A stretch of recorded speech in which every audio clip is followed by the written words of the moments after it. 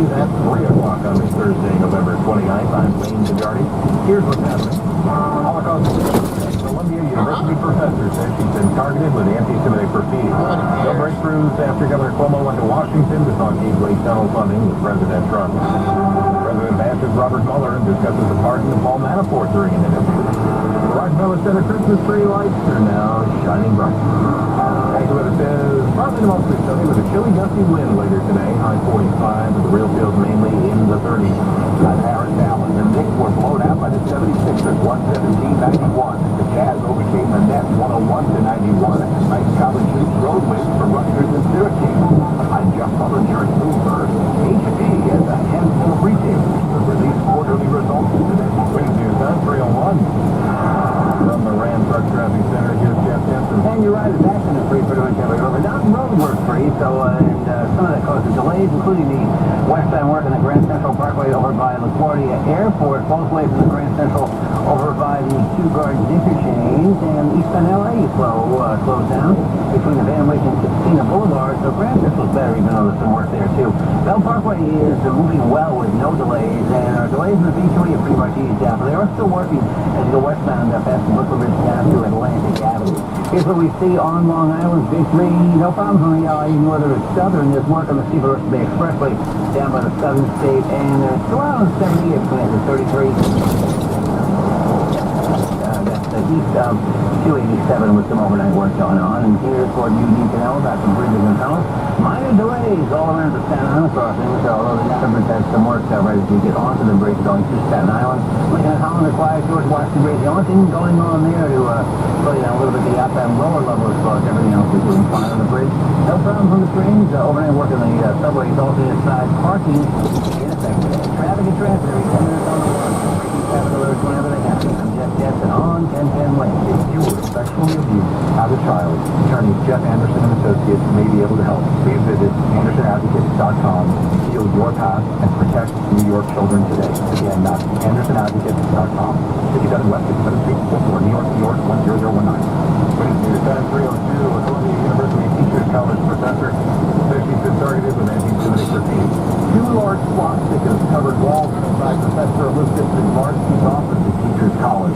The word Yid was graffitied on another wall, an anti-Semitic slur.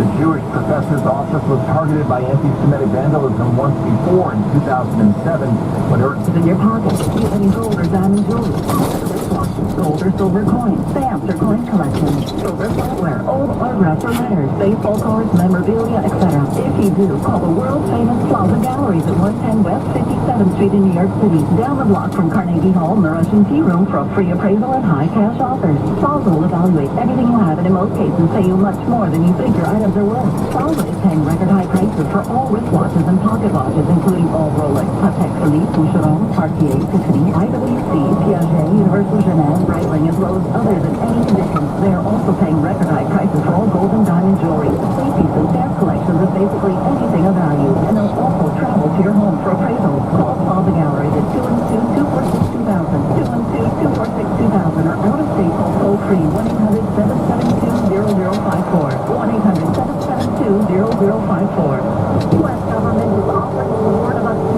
$3 million for information leading to the arrest and/or conviction of an Iranian national who allegedly illegally acquired technology used in roadside bombs against U.S. and coalition forces in Iraq from 2008 through 2010. Hossein Ahmad Larijani used middlemen and front companies in Southeast Asia to procure technology from a Minnesota manufacturer and funnel it into Iran in violation of U.S. laws.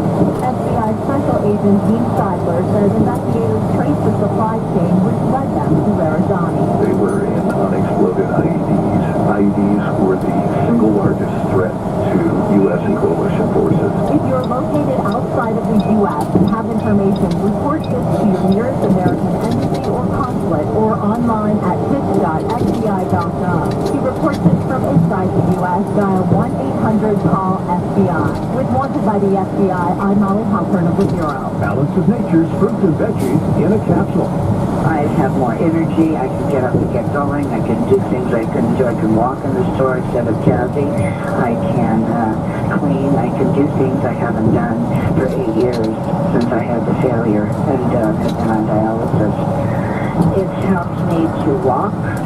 It's helped me to do heavy laundry, to clean my house, to feel like I'm not dying all the time. It just gives me a happy, it's helped so that I'm not depressed and sad and worried all the time. And mainly, it has given like a new boost in life. I really believe in it. I love it. For a limited time, use discount code WABC, and we'll take 35% off your first preferred set of fruits and veggies and have them shipped to you free. Call 800-246-8751 or go online to balanceofnature.com and use discount code WABC. Hi, Alexa. Just trolling on the Facebook page of Bernie and Sid in the morning. The comments make me happy. What comments like? This is my new favorite show. People with hair. Now I don't. 77 WABC. Stop playing music. These guys are famous. Don't wait to get this hot show into my skill set. Hook me up. Enable and open 77 WABC. Right now, Bernie and Sid in the morning. They are music to my digital ears. Now, it's Red Eye Radio. Gary McNamara and Eric Hurley talk about everything from politics to social issues and news of the day. Whether you're up late or you're just starting your day, welcome to the show. This is Red Eye Radio. All across America, 86690 Red Eye. He's Eric Hurley, and I'm Gary McNamara. All right, I'm going to read this story to you here because I've experienced it. Okay. All right. Yeah. It's from Oakland University. To prepare for an active shooter, faculty and students at Oakland University are arming themselves with hockey pucks. The idea of using the quirky self-defense tool grew out of a training session that Police Chief Mark Gordon led in March for faculty members on what they should do if a gunman enters a classroom. A participant asked what people could bring to campus to better prepare in case they need to fight back. The university has a no-weapon policy. Right. Gordon's advice: be ready to throw anything that could distract the shooter, even a hockey puck. As a last resort, if fleeing or hiding wasn't an option. It was just a kind of spur-of-the-moment idea that seemed to have some merit to it, and it kind of caught on. Following up on the suggestion, Tom DeCina, professor of communication and president of the faculty union, spearheaded an effort by the union to purchase 2,500 94-cent hockey pucks. 800 for the faculty union members, and another 1,700 for students. Distribution of the pucks on campus began earlier this month. It's just the idea of having something, a reminder that you're not powerless and you're not helpless in the classroom. Okay. The little black discs have a dual purpose. They are also part of a campaign to raise funds to install interior locks on classroom doors. Some doors are only lockable from the hallway. The pucks are imprinted with a number that people can enter on the university's website to donate money for the new lock. We don't lock in the classroom, and itself is a big deterrent to a shooter being able to enter the room. So there you go. As a former goalie,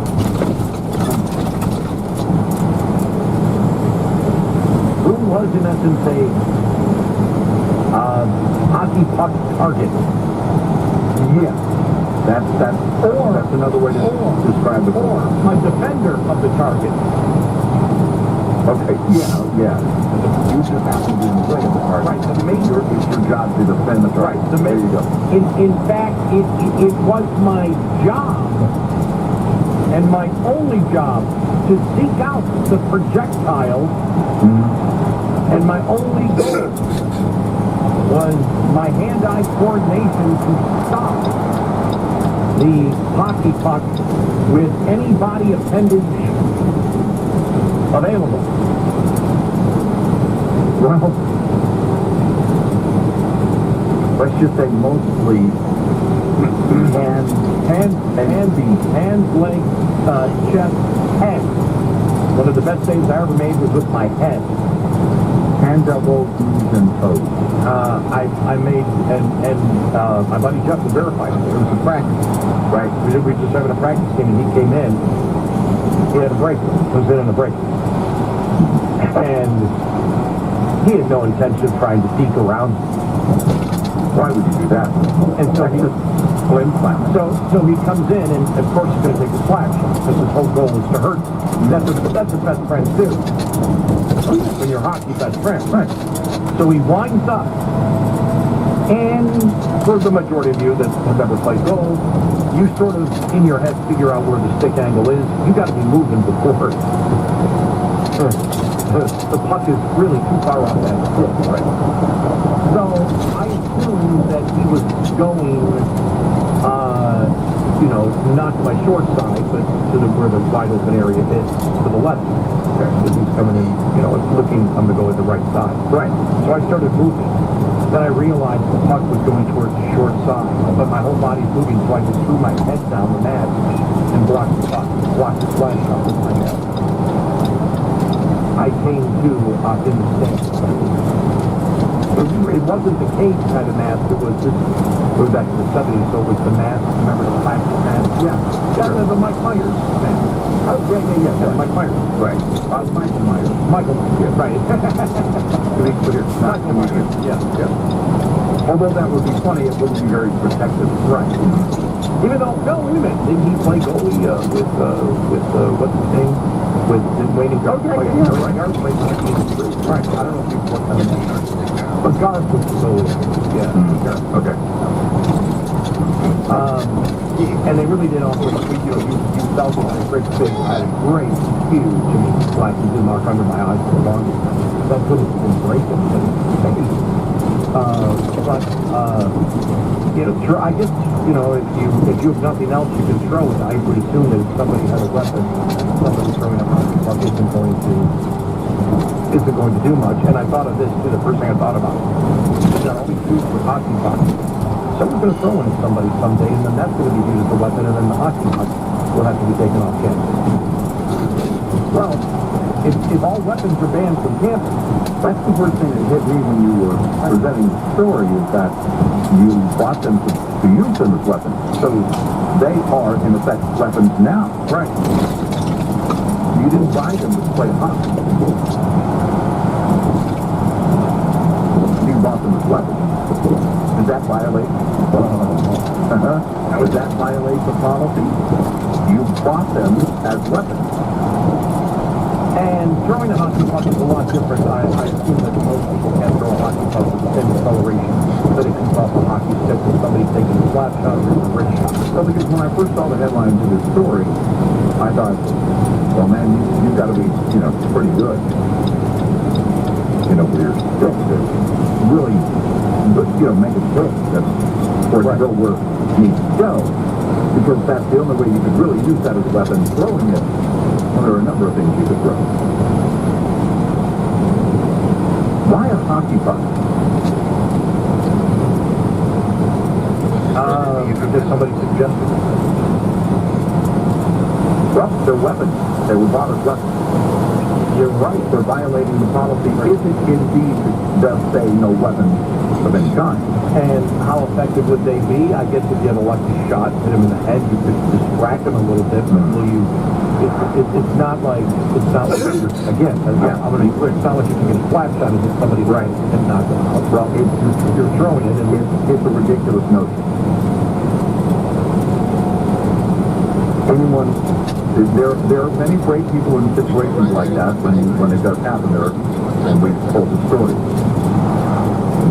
But the fact that you're going to, again, plan to use a hockey puck, I don't know that you can plan for that outside of having armed security guards on campus. Well, here is the point. Anything that you can throw that's heavy and will cause damage, cause injury, is the bottom line to what you're trying to do. hence that's the whole point. Doesn't that make a weapon? Right. A hockey puck was just the thing that was suggested that could possibly work, especially when you have 20 to 30 people in a classroom and they all throw the hockey puck at the same time. That would be quite a distraction. You guys didn't say shoot. Yeah. I'm going to put you some messages. Gordon's